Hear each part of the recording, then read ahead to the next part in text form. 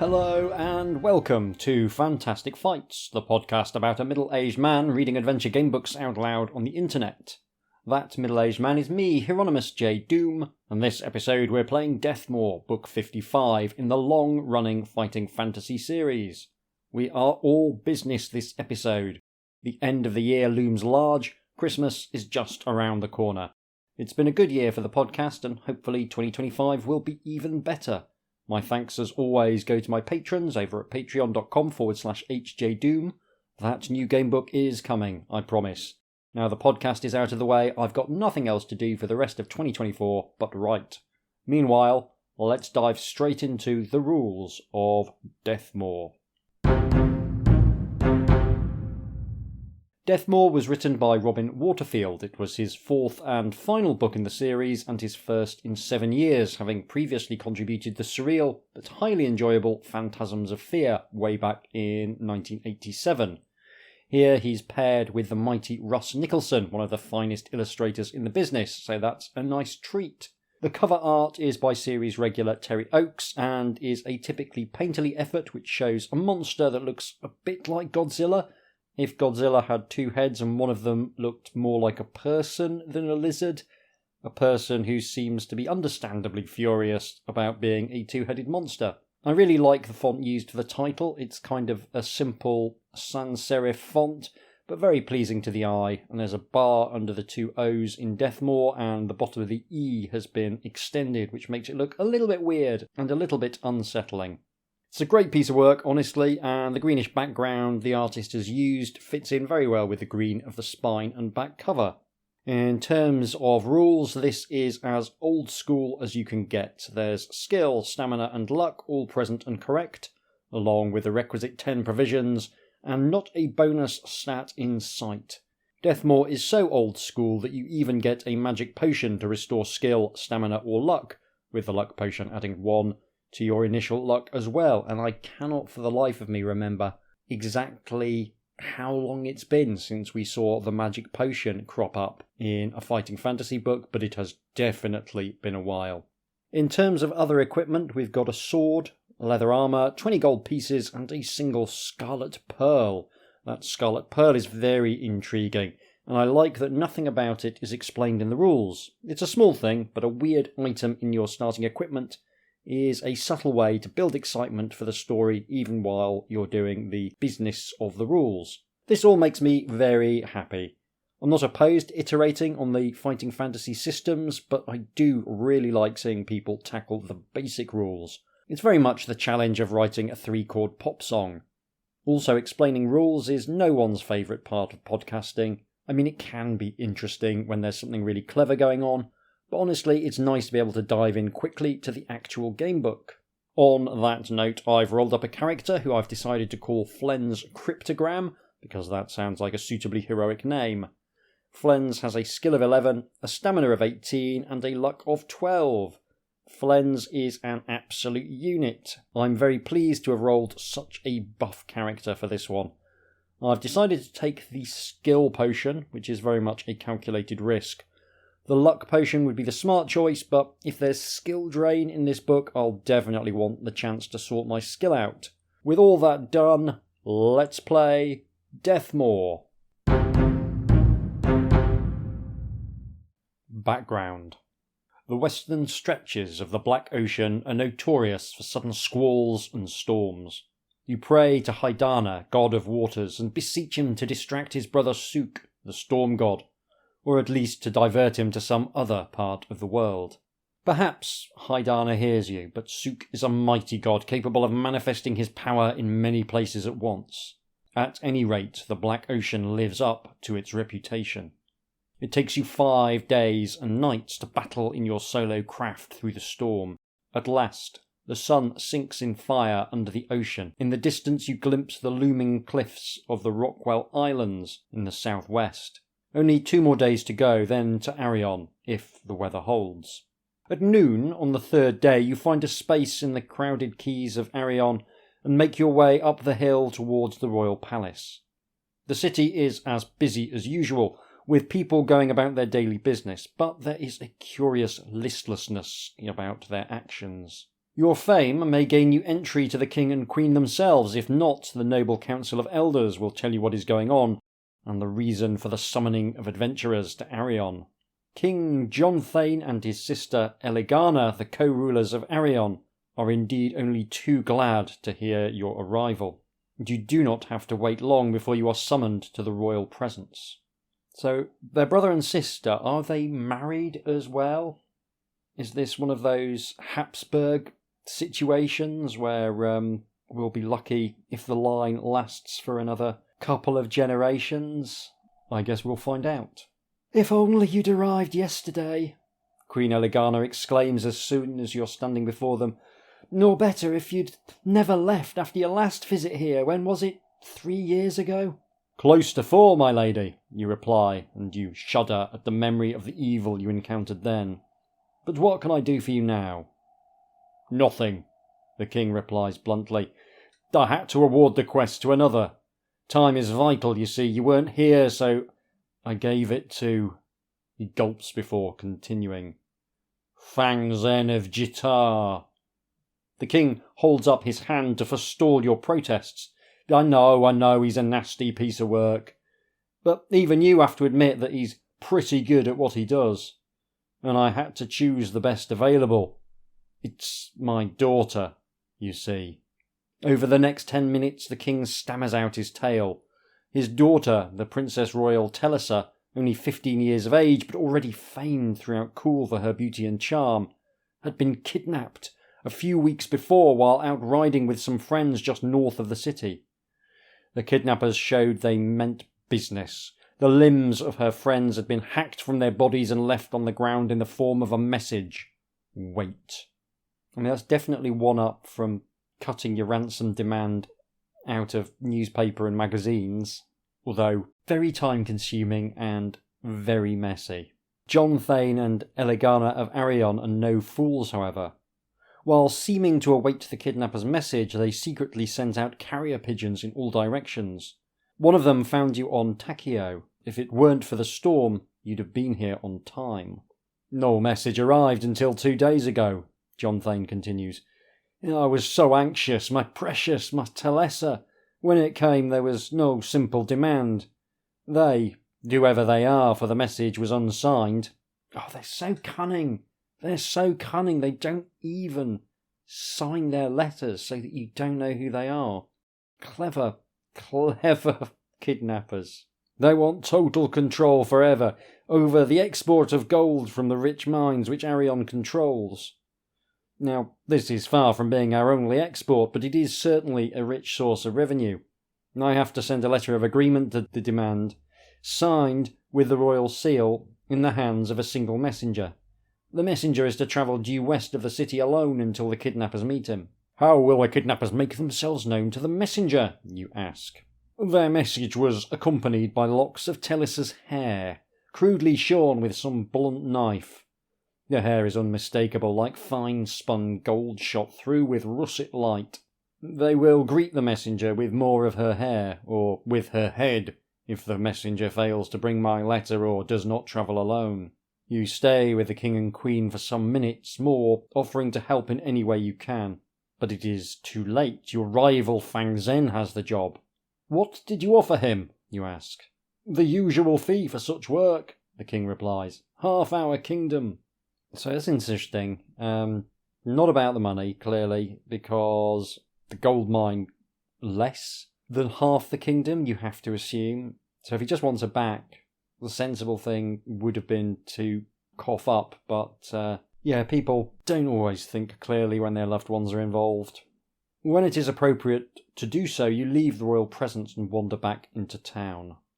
And that's the end of the introduction. So it's a little bit different. I quite like the kidnapping angle. That's fresh. Certainly makes a change from an evil necromancer returning to life and summoning a huge horde of undead minions.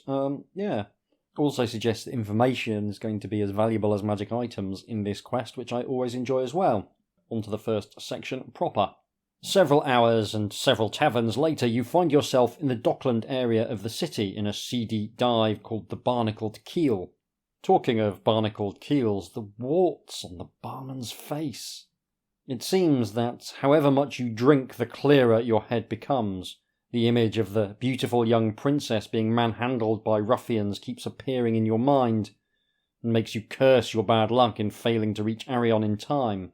Will you travel west out of Arion anyway to see if you can find Fang Zhen or the kidnappers, or will you stay in Arion? And there is a picture of the tavern, and what a motley, skullduggerous crew of people there are on display here. It is a typically expressive and vibrant Russ Nicholson illustration. Yeah, marvellous. Marvellous. Just bursting with character, bursting with life. And everyone in it feels like they've got a story behind them as well. Just lovely work. So, am I going to go and see if I can find Fang Zhen and the kidnappers, or am I just going to bimble round Arion? I mean, you know me. You know I love the opportunity to refuse the call to adventure, so I would be derelict in my duty if I didn't just bum around in Arion, drinking and looking for alternative work. The noise in the bar is deafening. All you can hear is snatches of nearby conversation. "No, it was you who said that to her," a young woman shrieks. "5 shinies, you must be joking," a sailor growls. "Well, my name's not Penn," the man talking to the barman says. "Did you hear the one about Alanzian and—" someone else asks. "Baron de Snowy's the evil son of a lizard who—" Will you try and find a place to sit or leave and look for another tavern? This seems very noisy. I like a nice, quiet, old man pub, me. Even when I was a teenager, my best friend at the time and I would go and drink in an old man pub rather than somewhere full of loud music and young people enjoying themselves. We liked a nice, quiet pint, and I still do. So I'm going to leave and try and find another tavern. You turn into Creole Maker's Alley and see 2 more taverns further along on opposite sides of the street. If you do not have the royal letter, which the king and queen gave Fang Zhen, you now feel that your task is hopeless and you ought to start again, or perhaps go in search of another adventure.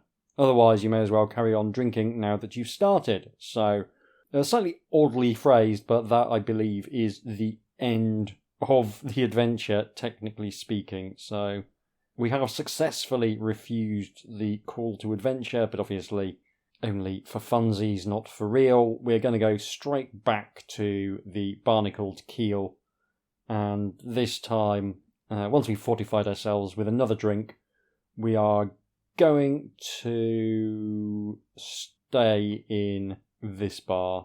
You elbow your way through to the back of the room. Several faces in the crowd look vaguely familiar, fellow adventurers no doubt come to Arion on the same mission as yourself, and also trying to drown their disappointment in a flagon or 2 of ale. And there, sitting at a table with half a dozen empty flagons in front of him, is Fang Zhen himself. Surrounded by cronies, he looks flushed with ale success and his companions toadying praise. Will you challenge him to a fight or join the table? I think I'll join the table and see if I can get him drunk and purloin the letter. You lean over and whisper some extremely unpleasant threats into the ear of a small weasel-faced man at Fang Zhen's table, and he suddenly remembers an appointment elsewhere in town. Now that there's a stool available, you sit down. As soon as Fang Zhen spots you, he begins to taunt you. "Oh, it's you," he sneers. "Late as usual. The quest's mine, punk, and there's nothing you can do about it. What happened to make you late? Did you get doped by some sleeping grass, or did the milksop child of a weakling sprite defeat you in a punch-up?" Will you respond to his taunts with insults of your own, or get up and walk away? Well, I will respond in kind, I think. "Wrong again, Fang Zhen," you reply. "It's just that I nearly died laughing at some tales of your attempts at wizardry. When that shape change spell backfired and turned you into a goblin, well, when are you going to change back again? I'd stick to thuggery if I were you and leave the intellectual stuff to others." His face darkens with rage, and he starts to rise from his seat. Sit down, you laugh. "Can't you take a joke?" He settles back down, but there is a dangerous gleam in his eyes. Now, you continue, how about a game of pin finger? Test your luck. So we need to find out whether or not Fang Zhen's willing to play a stupidly dangerous bar game with us. My luck is, of course, 12, so I automatically succeed. Luck now 11. You both spread your non-fighting hands on the table, and people at the table produce daggers for you. You place your bets and start to stab the point of the knife between your spread fingers. The game speeds up, but you keep pace with each other. The onlookers roar their approval as the silver blades begin to blur with speed. You are now so much into the rhythm of the game that you coolly dare to lift your eyes up from your hand and stare at Fang Zhen. This unnerves him. He tries to meet your gaze, but his eyes are constantly flicking back to the table. All of a sudden, blood spurts. Roll 2 dice. Is the total less than your skill? 9. That is less than my skill of 11. You win. The blood is spurting from a gash in Fang Zhen's hand. You had wagered 6 gold pieces, but Fang Zhen now confesses that he is broke. One of the few points of honour among thieves is never welshing on a bet. The others at the table scowl and sneer at Fang Zhen and start to draw clubs and knives. You had better give me the letter, then, you say, and Fang Zhen has no choice. He reluctantly pulls King Jonthane's letter out of his pouch and passes it across the table to you. The quest is now yours. You notice the royal seal with its entwined snakes looks like the number 88 before you tuck the letter safely away. You turn to leave the tavern. Test your luck. Ooh, I roll a 7, less than my luck of 11. Luck now 10. You shove your way through the crowd who give way in awe at your exploits. Those who did not know you are already asking others your name. Restore 1 luck point. Luck now 11 again, so slightly pointless. A bit weird to reward passing a luck test with another point of luck, given that the reward for passing a luck test is usually the good outcome from that luck test. I'm not sure that's the best approach, but that's what the authors decided. Anyway, the barman catches your eye and beckons you over. Will you go and see what he wants? I will indeed. As you reach the bar, the landlord is bidding farewell to the man he'd been talking to. All you hear him say is the end of the man's name. Garl, see you then. He turns to you and demands 1 gold piece for the knife marks you made on his tabletop. Will you pay? I guess so. Landlords, never get on the wrong side of landlords, or anyone serving you food and drink. The opportunities to adulterate your fare is just too widespread. Gold now 19. Will you now head west out of the city to begin your quest, or stay in Arion for a while? Well, I feel as though time is wasting. Let's get cracking with that quest. 3 days later, you are still walking towards the west.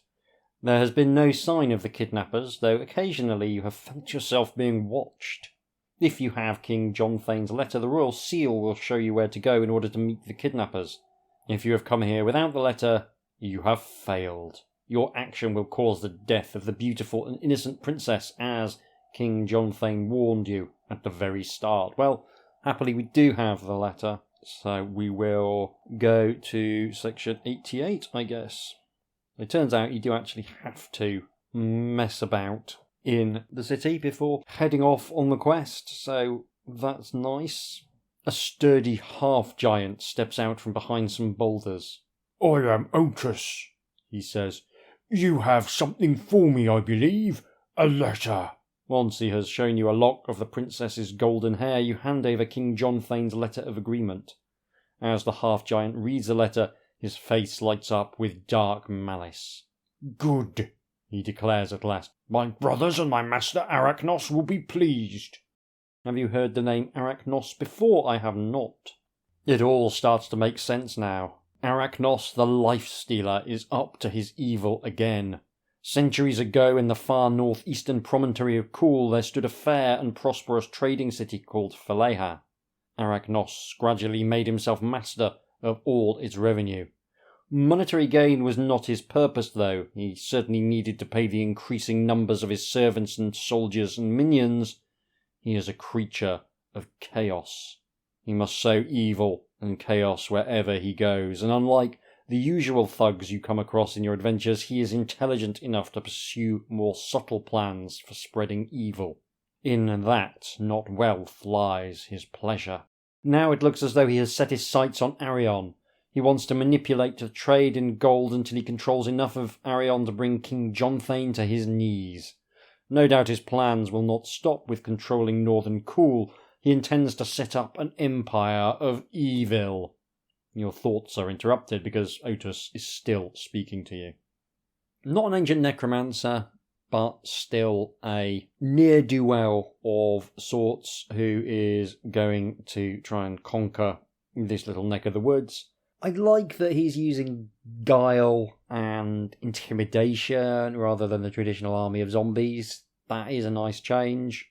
Even though this is turning out to be another Kingdom in Peril story, it's actually a really fun riff on the concept, so I don't mind at all. You wait here now, says Otis, jabbing a finger as thick as 2 ordinary fingers into your chest. I return with the princess in 2 days. You do as he says, or not. I don't think I trust this gentleman. He seems to me to be some kind of ne'er-do-well, so I will not trust him. Stealthily you follow Otis at a safe distance. Once he half turns his head as if sniffing the air, and you have to duck down behind a fallen tree trunk, your heart in your mouth. After that you let him get further ahead. It is clear that he is making for Deathmoor, the region of legendary harshness into which no man within living memory has travelled and survived to tell the tale. Once long ago it was home to an advanced civilization wise in the ways of the stars. Now it is a chill place of cruel, strange beasts and swirling magical mists, the residue of the sorcerous battle which caused the downfall of that ancient culture. Folks say that when the mist descends, a traveller's sense of direction is utterly ruined, until only luck and common sense can bring one through. It will be very hard to track Otis through Deathmoor, but you are confident in your abilities. I mean, okay, it's supposed to be selling me on the idea that Deathmoor is a terrible place that no one wants to go, but of course, this being an adventure game book, it's also doing a bang-up job of telling me this is an awesome place that you definitely want to go because it's full of strange and exciting adventures. So full marks to the author there. Suddenly a pheasant rises with a noisy clatter of wings from some tall grass on your left. Otis is too far ahead to hear it, but you wheel in that direction just in time to see a dark shape hurtle towards you. Test your luck. I am lucky. I rolled a 10. Luck now reduced to 10. Starting to think that the luck potion would have been the sensible option after all. Although it all happens too fast for your conscious mind, you somehow register the fact that the dark shape is Fang Zhen, and that he has hurled a spear at you. You fall to the ground, and the spear ricochets off a rock, snaps and falls harmlessly to the ground. Then Fang Zhen himself is upon you, seeking revenge for the theft of his quest. He is a hardy adventurer too, and his skill is only 2 less than yours, while his stamina is 12. Only luck will see you through this fight unscathed. So that's interesting. It's one way of dealing with the balance problems inherent in fighting fantasy, is to simply define every monster's skill in terms of its relation to your skill. It's a clever way of ensuring that this will be a very winnable fight. One of the things I was going to talk about at the end, but I might mention now, is that my husband very kindly wrote for me a little program that enables me to run simulations of fighting fantasy fights. Many simulations, hundreds of simulations of fights, to look at roughly what the average stamina loss would be for different fights. And even from just messing around with the inputs, one of the things I've already learned is that an advantage of 2 skill points is huge. Really, really big advantage. Small differences in skill add up to a very big disparity in terms of how much stamina you might expect to lose. Now, obviously, if your skill is the same as the skill of the person you're fighting, you would expect to be losing about the same amount of stamina. But it very, very quickly drops as soon as you have even a slight advantage. So I'm not worried about a skill 9 Fang Zhen.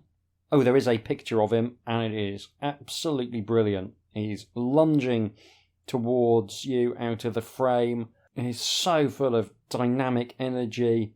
Russ Nicholson has shaded his legs much darker than his upper half to really give you a sense of the forward motion. Yeah, it's another great bit of work. Absolutely wonderful. I do love Russ Nicholson. Anyway, I'm going to go and fight this guy with his skill of 9 and his stamina of 12. I'm going to roll some dice, and I'm guessing that I'm going to lose maybe 4 stamina points, is my guess. I'm going to roll some dice. I have defeated Fang Zhen. I lost 2 stamina points, reducing my stamina to 16. Which is, very much in the realm of what I might expect. Regain 1 luck point for surviving a difficult fight. Except it's not a difficult fight, as I've already explained. It's a very easy fight.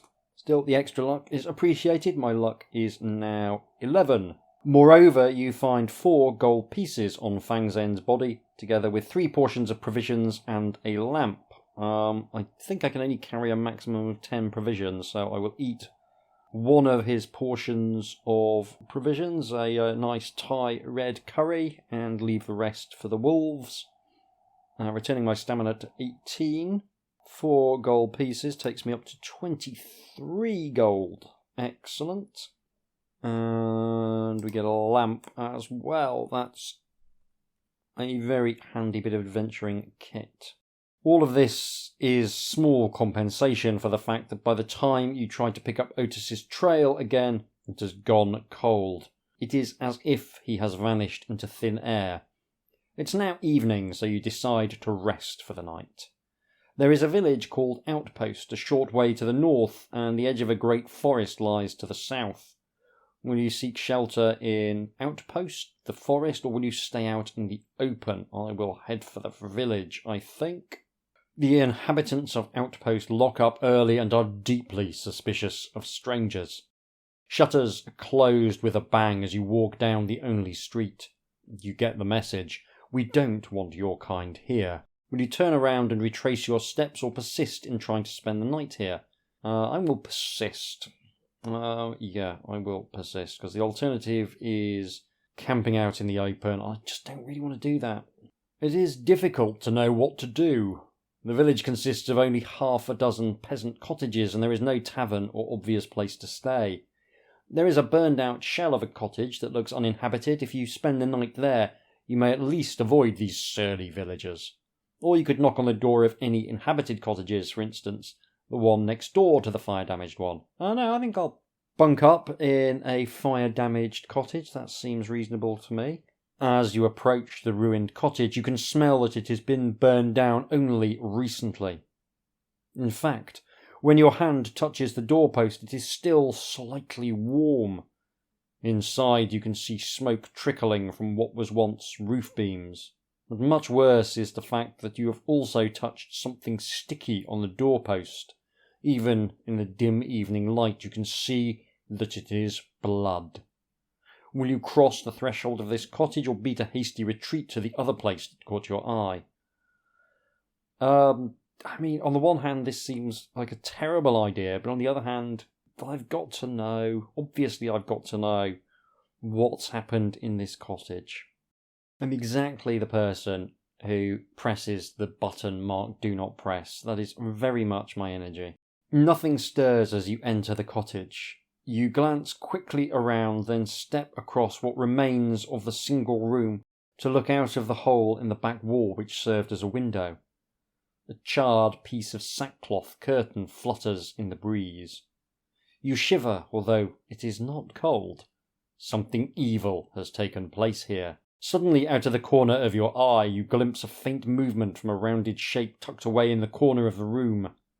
In mounting fear, will you whirl and strike at the shape before it has a chance to do anything more? Or merely draw your sword in preparation for whatever it may turn out to be?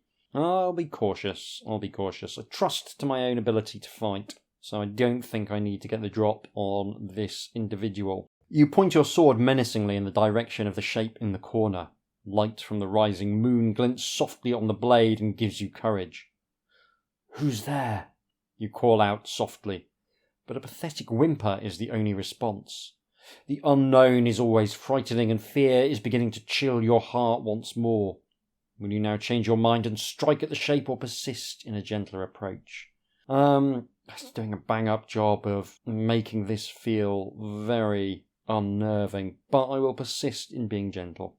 You step forward and discover the huddled figure of a middle-aged peasant woman. She is dying from a terrible beating. Before breathing her last, however, she manages to gasp out her tale. The half-giant Otis forced her to put him up in her cottage. She was the only one in the village he feared at all, since she was a medicine woman and knew a few potions and spells, and he wanted to keep an eye on her while he waited for you to arrive in Arion. Late last night she tried to burn him alive by setting fire to her own home and then fleeing, but he followed her unharmed and caught up with her in a stand of oak trees. Once he had finished with her, he left her for dead. "But I wasn't quite dead." "I'm not quite dead," she says. "I came home to die, and he dropped something while he was busy murdering me. Don't know what it is, but I've put an invisibility spell on it." She tells you how to undo the spell, then slips gently into death. When you find yourself in a stand of oaks, add 50 to the number of the paragraph you are at, and you will find whatever it is Otis lost. For now, you bury the woman with reverence and leave the village. You feel too sad to spend the night with her ghost in what remains of her cottage, so you camp out in the open. So, turns out that Otis is a right rotter. Although, to be fair, she did try and set fire to him. But even with the provocation of being on fire a bit, I still think he's coming across as a right wrong-un. Although you plan to stay awake all night, the warmth from your campfire makes you drowsy and your head begins to nod forward on your chest. Roll 1 die. 1 to 3, 4 to 6. I roll a 6. You are only dazing lightly, so you can easily hear the approach of the ravenous timber wolf, which has been attracted by the scent of your provisions. They do love spicy knickknacks and monster munch, timber wolves. Her eyes glint red in the firelight, and her defence is savage because back in her den, her hungry cubs are anxiously awaiting her return. Which kind of makes me feel bad about the fact that I'm about to murder said timber wolf. I mean, I'm definitely going to murder the timber wolf.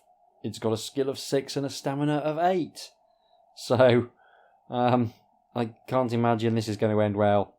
But, yeah, I'm going to roll some dice.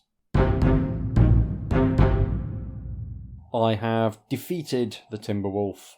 She did no damage to me, unsurprisingly. If you win, you sleep fitfully for the rest of the night, and in the morning you try to pick up Otis's trail. You make slow progress because you are spending time backtracking, looking for blades of crushed grass, overturned pebbles, broken twigs, anything that might show which way Otis went.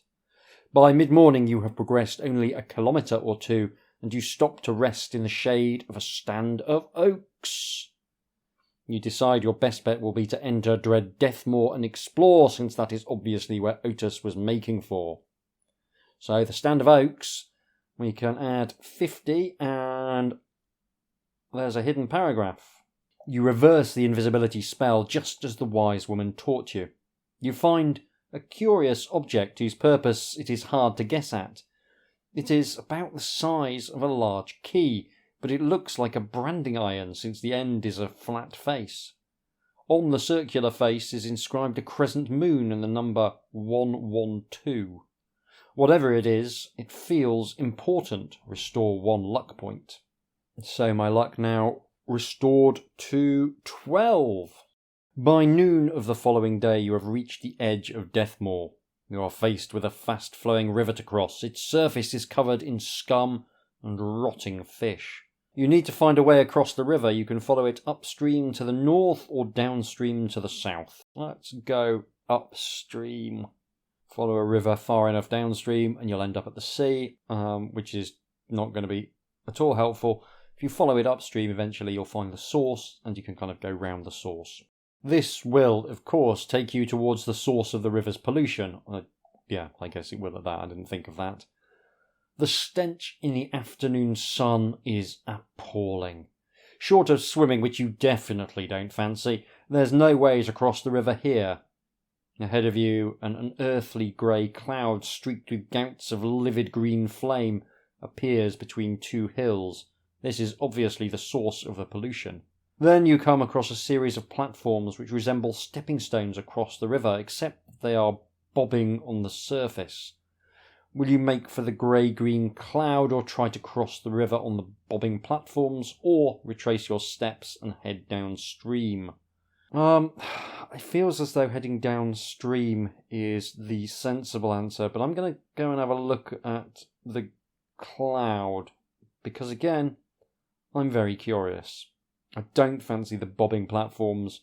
They strike me as a good way to end up fallen in what is a very unpleasant, malodorous river. So, yeah, we'll go and have a look. A shufti at the grey-green cloud. The closer you get to the cloud, the more you can see that it has no obvious cause. It is not the outpouring from a smith's gigantic forge, for instance. Good to know what it's not. A slightly odd way of describing a thing. Up there with it floated across the lake in exactly the way a bowling ball wouldn't. It just seems to billow up from the earth, then drop back down to the river and the ground. The whole place is barren and grey. Leafless trees form stark silhouettes. But you have the distinct feeling that there is consciousness and intelligence behind the miasma, because the green flames have died down in exact proportion to your approach, as if they were waiting to see how close you would dare to come. And then, with a roar, the miasma attacks by shooting flame towards you. Do you have a shield? I do not. Do you want to escape? I do. Or do you want to try and resist the miasma? No. We will try and head off. This is too much. Sensibly you turn tail and flee. The tip of a green flame licks at your heels as you run, and your shoes immediately rot and fall off. If you have a spare pair of boots to wear, you put them on. If not, you must reduce your skill by 1 point for the rest of the adventure. Well, I do not have any boots to wear, so I will have to take the skill loss. My skill now 10. Interestingly, in the rules as written, the skill potion would help with that, which is slightly odd, but hey-ho. I don't think I need to drink the skill potion yet, though, because I feel as though there might be a chance to get some more boots later, and so far all the fights have been pretty straightforward. So I'm not going to drink the skill potion just yet. 10 seems to me to be a perfectly adequate skill for the adventure so far. We will just continue. But we can now try to either cross the river by means of the bobbing platforms or by continuing southwards. We'll head south. I still do not fancy the bobbing platforms. As you progress downstream, the river gets more and more sluggish, until you are almost keeping pace with the white underbellies of the dead fish in the river. You are walking along a narrow towpath with, on your left, tall gorse bushes that are armed with vicious thorns, and on your right, the oily river. And there, straight ahead of you, are 2 black hearts. These mutations, a cross between dark elves and orcs, occasionally appear in Northern Cool. The 2 facing you are on patrol, and they have no hesitation in rushing forward to deal with you, swinging their jagged scimitars. Luckily for you, the path is so narrow that they can only get to you one at a time. There is a picture of the 2 black hearts. I mean, it's not going to surprise you to learn that it's absolutely great. They've got this wonderfully baroque, ornate armour. The heads are bare, revealing their thin, orcish, elvy faces. They've both got their scimitars raised above their head. Yeah, it's just great. Of course it's great. It's Russ Nicholson. The first Black Heart has a skill of 7 and a stamina of 10. The second Black Heart a skill of 6 and a stamina of 8. I imagine I will lose some stamina as I chew through 18 stamina of theirs. But there's a special rule. Every time you lose an attack round, roll an extra dice. And something happens if I roll a 1. And something happens if I roll a 6. Otherwise, we continue. So I might get to roll that dice once in this fight. Wonder what it means. I feel as though I'm not going to find out. But there's only one way to be certain, and that's to roll some dice.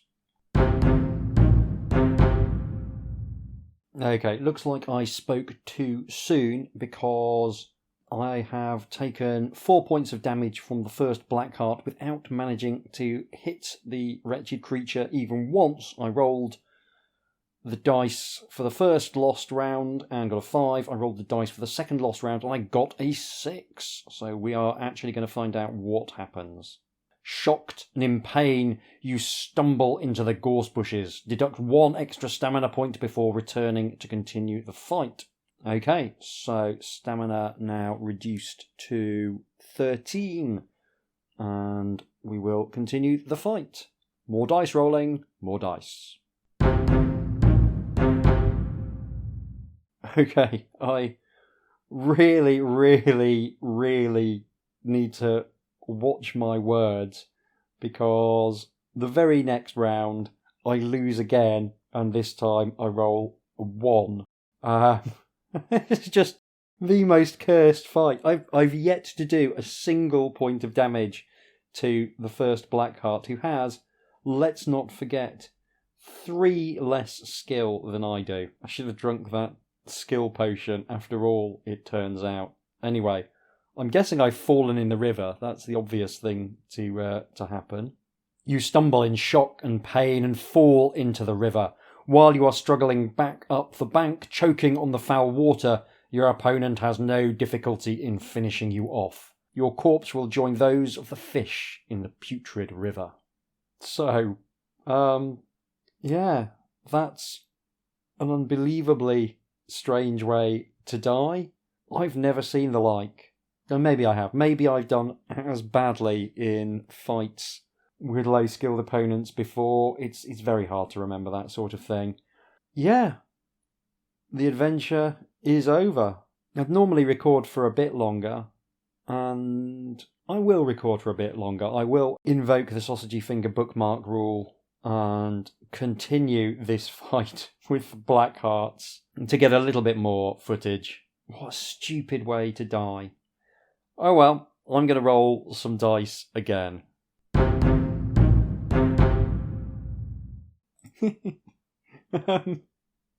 I've fallen in the river again. I've fallen in the river again.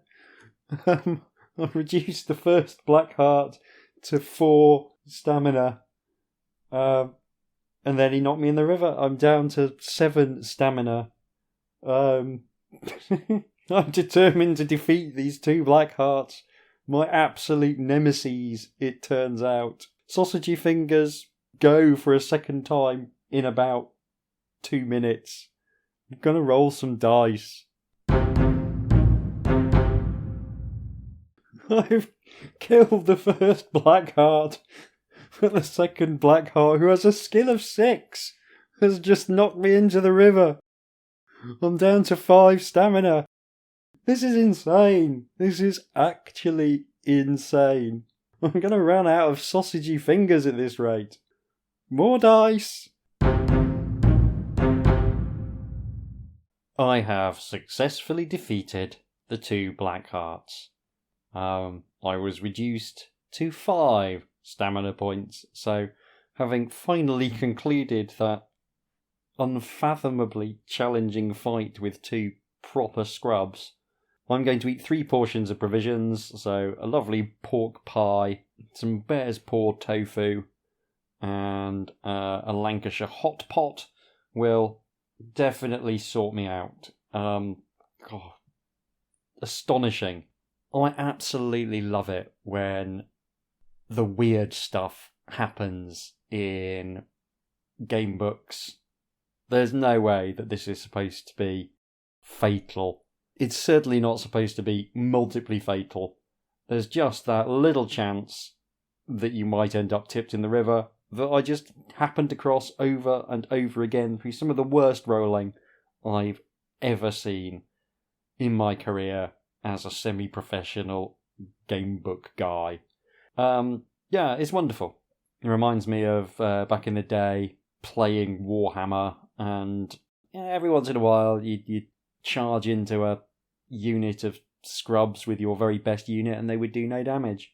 And the scrubs would see them off handily, and it would just be the most bizarre experience because you'd have to rejig your entire battle plan on the fly. Anyway, we've made it through the Black Hearts, so onwards.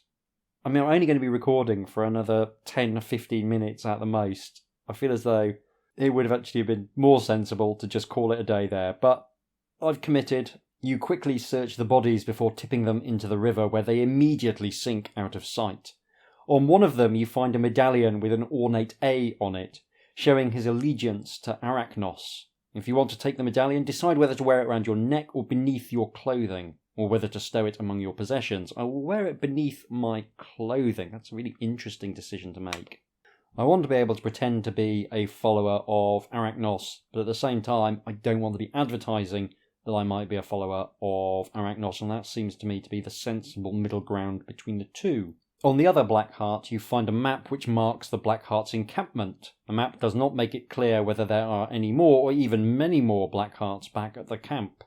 Do you want to risk a visit to the camp? No, because Black Hearts turn out to be lethal. So I will avoid the camp and I will head north. When in doubt, always go north. Oh no, if I go north, that's just heading back upstream. So I want to continue south. You have been following the river for a while a slight movement in the bushes to your left attracts your attention and you turn your head towards it. This is precisely how spit vipers always get their victims. The large snake spits a ball of acid through the air at your eyes. Test your luck. Well, happily my luck is 12, so I'm automatically lucky. Only a few drops of acid splash into your eyes. Reduce your attack strength by 2 for this fight only. The Spit Viper has a skill of 4 and a stamina of 4. This should be a cakewalk, even with an effective skill of 8. But if there's one thing this adventure's taught me, it's nothing is a done deal. So, there's a picture of the Spit Viper looming out of the bushes. Oh, it's so good. Russ Nicholson is so good. It's so dramatic. It's so beautiful. I love Russ Nicholson. I'm going to roll some dice. I have defeated the Spit Viper. It dealt no damage to me, keeping my stamina at a nice, healthy 17. If you win, you hurry on until you come to a place where the river is fordable. You can either wade across the river here or continue south. I will wade across the river here. Bored of this river. There is deep water on either side of the ford, and in places the shallows are clogged with the river's foul debris. But the ford is still broad enough for you to walk confidently along it. It is also broad enough, however, to offer a secure footing for the Granachin, which lives in the river beside it. The monster rises out of the depths, dripping slime and weed. Its talons reach on sinewy arms for your throat. So there's a picture of the Granachin. He has a very particular way of doing water, Russ Nicholson. Kind of a very bizarre sort of chiaroscuro approach to water where it's mostly black but with these streamers of white going through it. It's unusual, but it really works. The Granachin is an ugly, ugly beast with what seems to be a sort of feeder tentacle coming out of its sharp teeth. Yeah, grim. It's got a skill of 8 and a stamina of 10.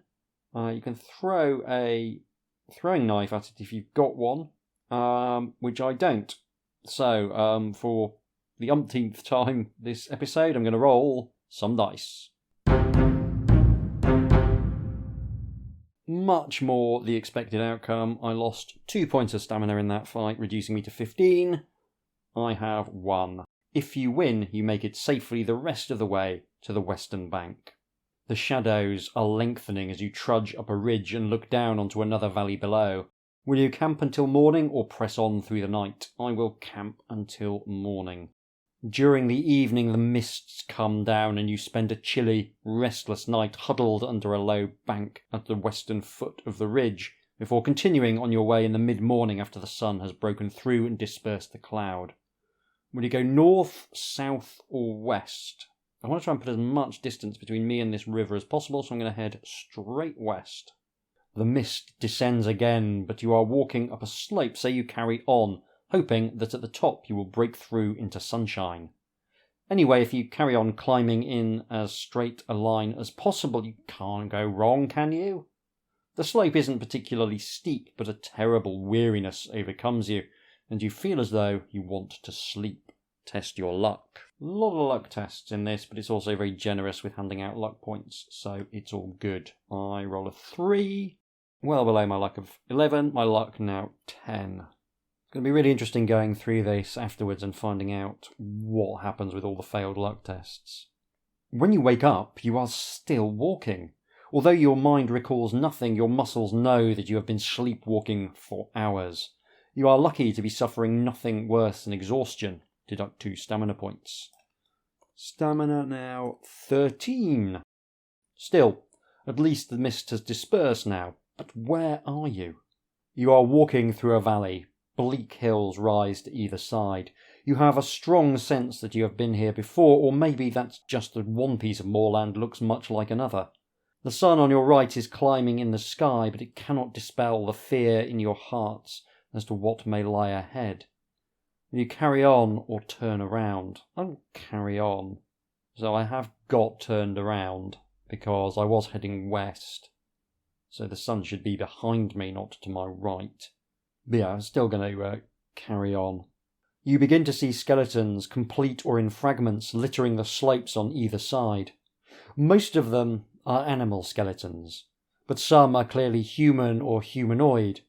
That one didn't move, did it? Surely that hand didn't slide along the ground towards the wrist and click into place?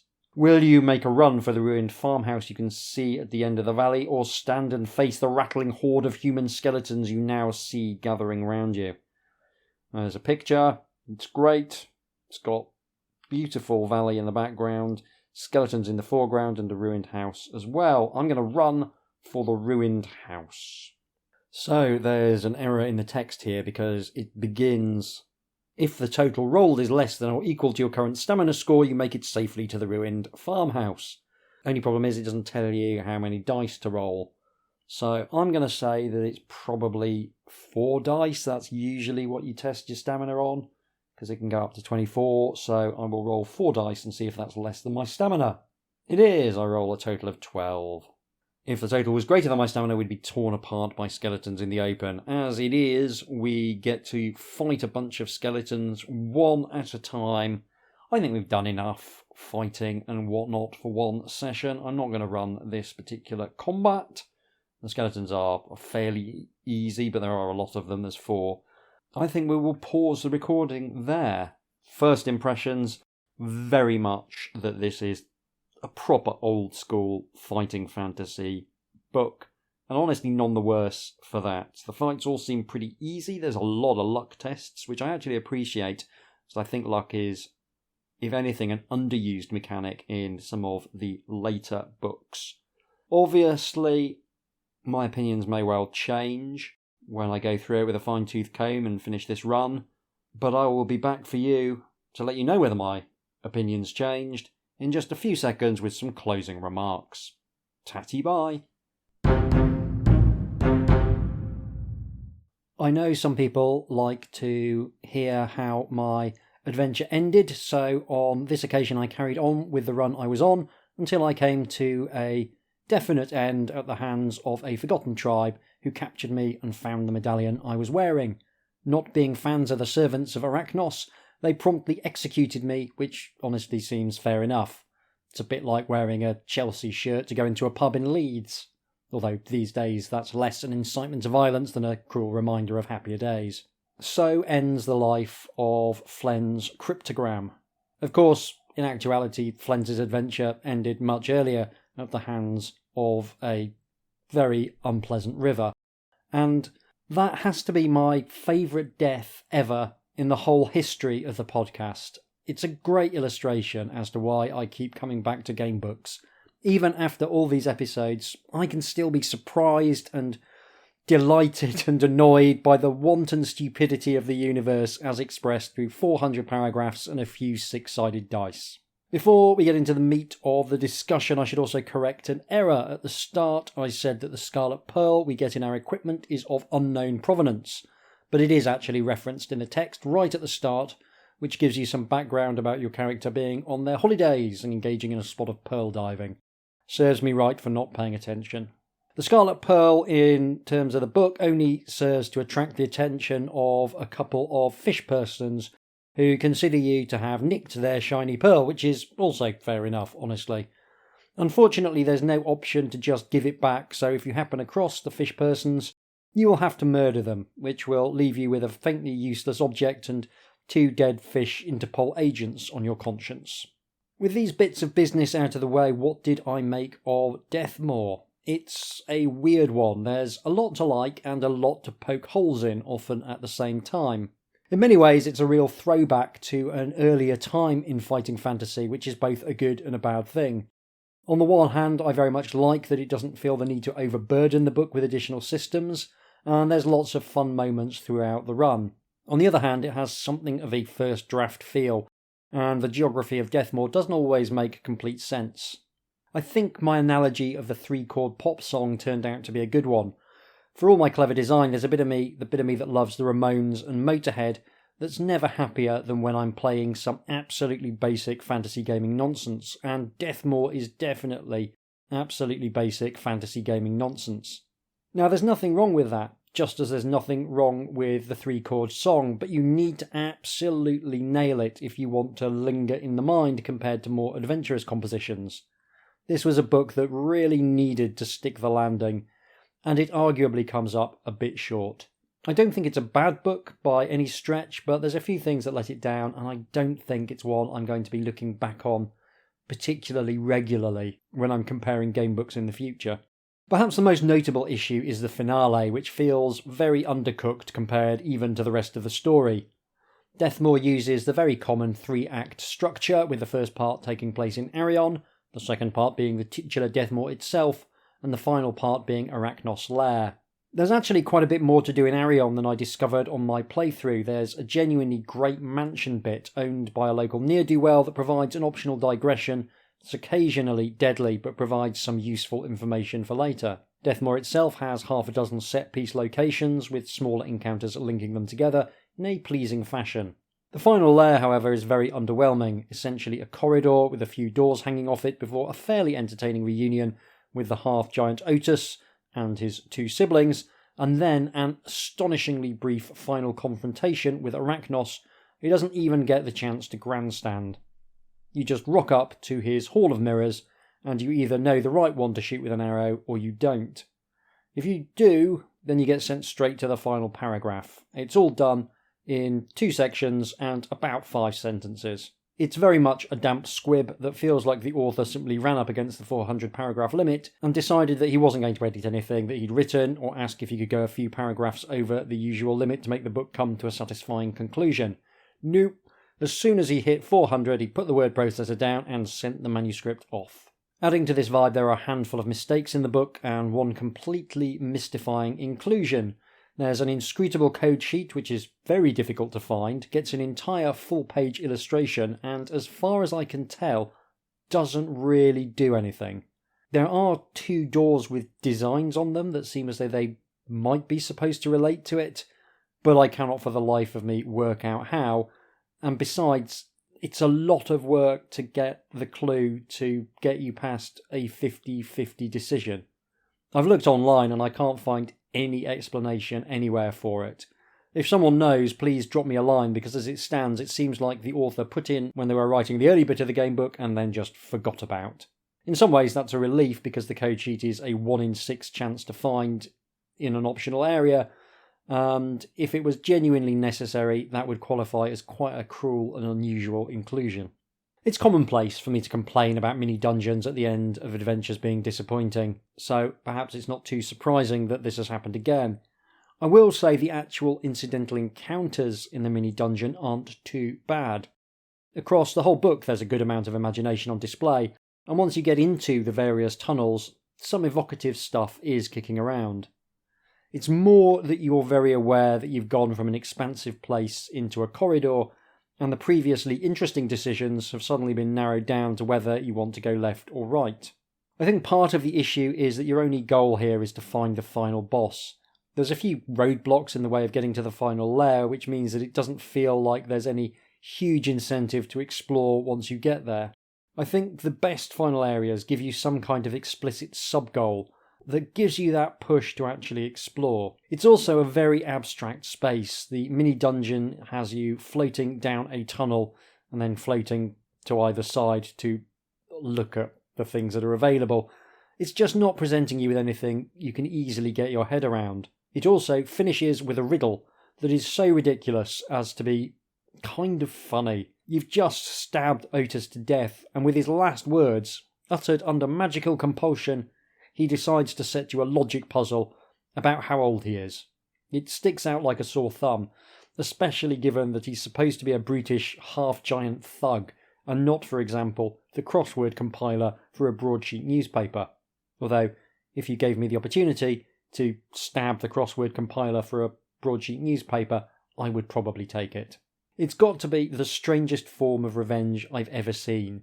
Yes, you've compelled me to talk, but I'm going to do it in the most unhelpful way possible. Yeah, it does have that kind of vague fairy tale quality to it, but honestly, it doesn't really land for me. It's made all the worse because Arachnos' lair makes a very unflattering comparison with Baron de Snau's mansion in Arion, which we mentioned earlier. And that being a more grounded space makes a big difference. When you're breaking into a house, you can imagine how different approaches might pan out. You can consider the various benefits of trying to enter via the cellars or a window on the first floor. You don't get any of that with Arachnos' lair. Added to which, facing Baron de Snau is pretty interesting. You get to choose how to approach him, and once you start properly throwing hands, he's got a poison mechanic that feels appropriately deadly. One especially nice touch is that if he only mildly poisons you, then your provisions will only restore 3 stamina points for the rest of the adventure. Add to that the possibility that you may have to flee the burning mansion, and you've got this vibrant set piece that feels more like the climax of a story than the actual climax, and it's all in this weird little optional area. It all adds up to make Arachnos' lair feel much less than the sum of its parts. It's like having an underwhelming tapas meal, in that you might well actually prefer a massive plate of the patatas bravas, because that's clearly the best bit.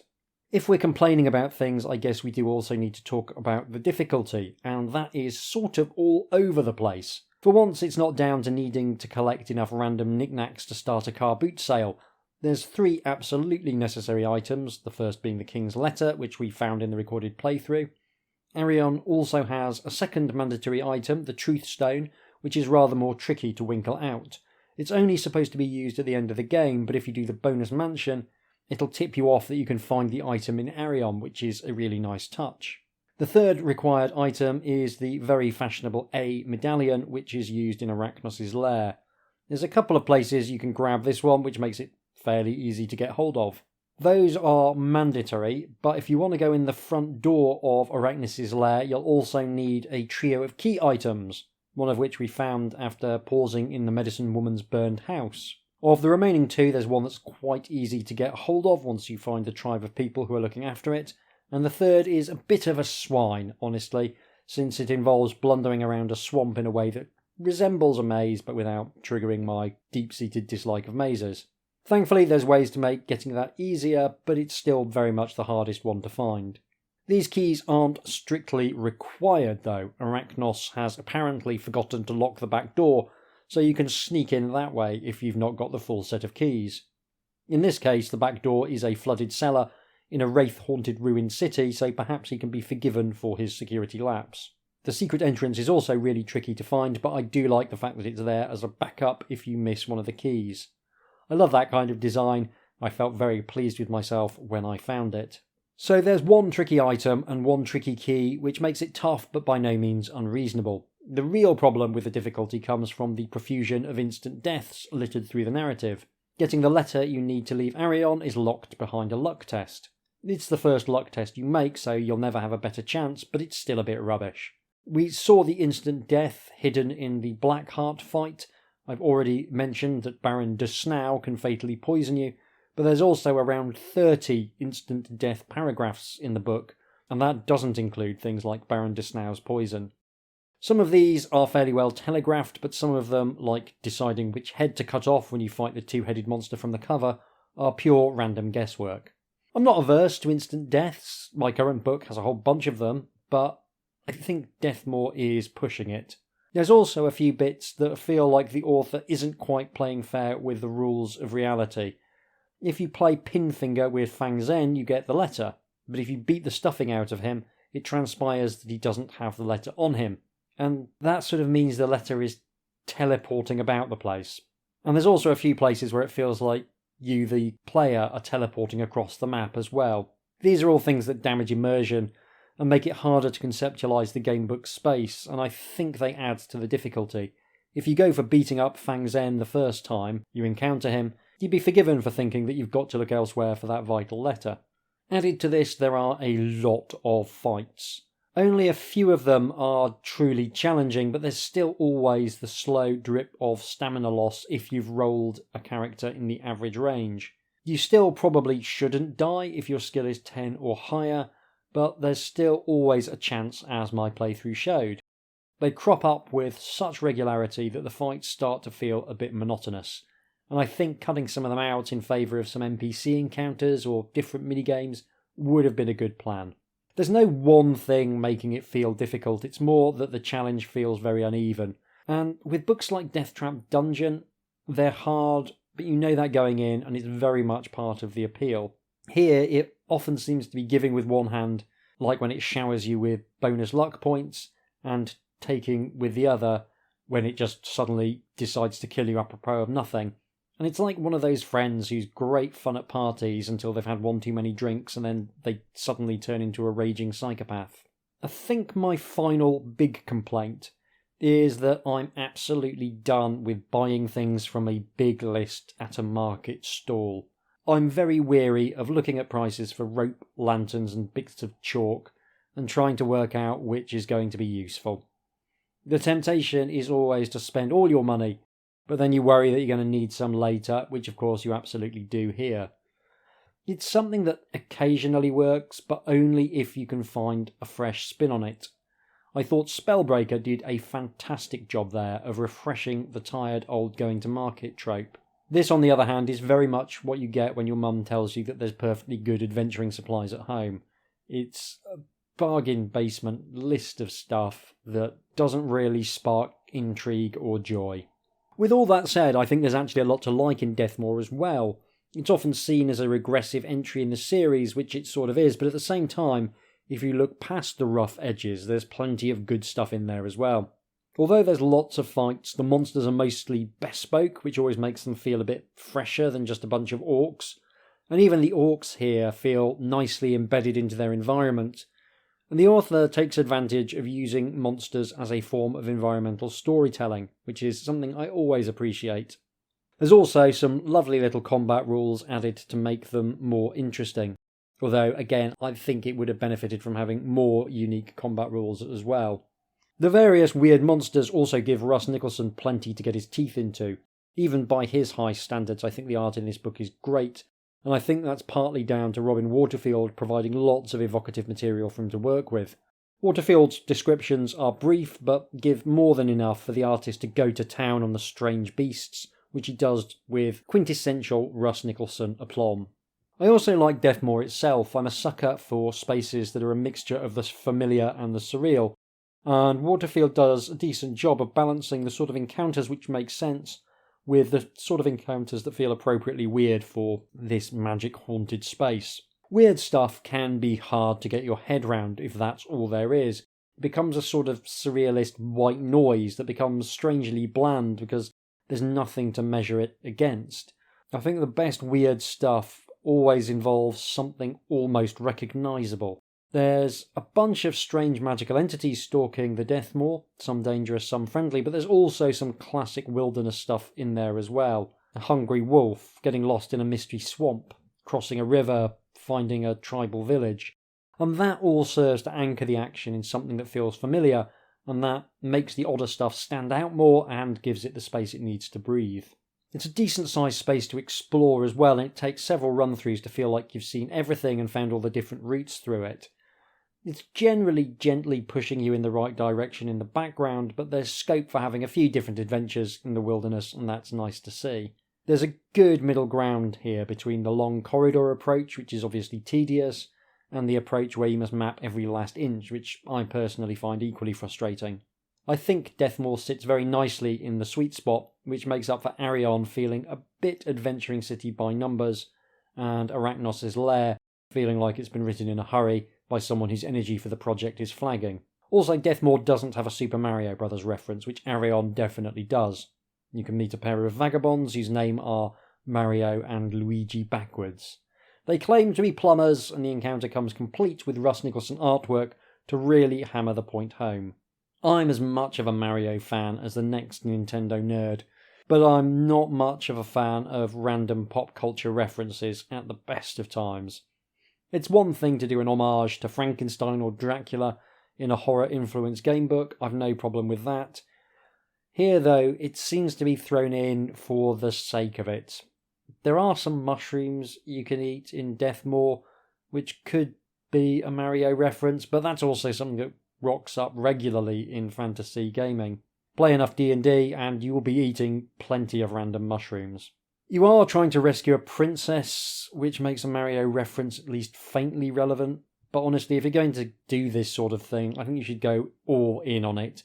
Give me some evil mushroom people, some jumping fish, some weird flying turtles. Do the whole 9 yards. You do get to do a little bit of platforming to get across a river, and the way into Arachnos' lair is kind of like entering a pipe, but it's very thin stuff, and it's so intermittent that it doesn't really feel like proper references. Balancing this, there's some nice world building kicking about as well. The tribe of Flintskins feels very different to the orcs, even though you're encountering them both in a village setting. And they make a nice contrast with the way that the evil creatures and the more neutral creatures have kind of comparable lifestyles, but still very different vibes. I also very much appreciate the opportunity to kill Fang Zhen once you've humiliated him at Pinfinger. He's a nicely drawn character who comes across as a totally amoral scoundrel, despite his relatively small amount of screen time. There's a real art to drawing characters quickly, and I think Fang Zhen's a great example of that. And again, killing Fang Zhen actually feels more satisfying than killing Arachnos, which is something that often crops up in fighting fantasy where you have very little connection to the supposed villains. And I think that's one thing that would be great for fighting fantasy books to do better, is to try and find ways of giving the villains more screen time. Overall, I think, as I said at the outset, there's lots to like and lots to dislike with this book, but on balance, I did have a good time with it. I didn't find it as frustrating as Legend of Zagor, which I found really hard work. It's old school, it's rough around the edges, but I do think it's worth a look. It's not among the very best fighting fantasy books. It probably suffers from being stuffed amid the fairly experimental 50s rather than the pretty bland 30s. If we'd come across this around book 35, I think it would have looked a lot better by comparison. It's not even Waterfield's strongest effort. I think both Masks of Mayhem and especially Phantoms of Fear are stronger books, but I still had a lot of fun with this one, and if you can track down a moody PDF, I think it's well worth spending a couple of afternoons over. That is all for this episode, and indeed for 2024. I hope your year has treated you well, and that 2025 is even more generous to both you and yours. I'll be back in January with a bonus episode, which is a listener request, which feels like the perfect way to start 2025. If you've got any requests, do feel free to email me at hjdoomretrofun, all one word, at gmail.com, or contact me on Blue Sky at hjdoom. Thank you very much for listening. Take care, and I'll see you soon.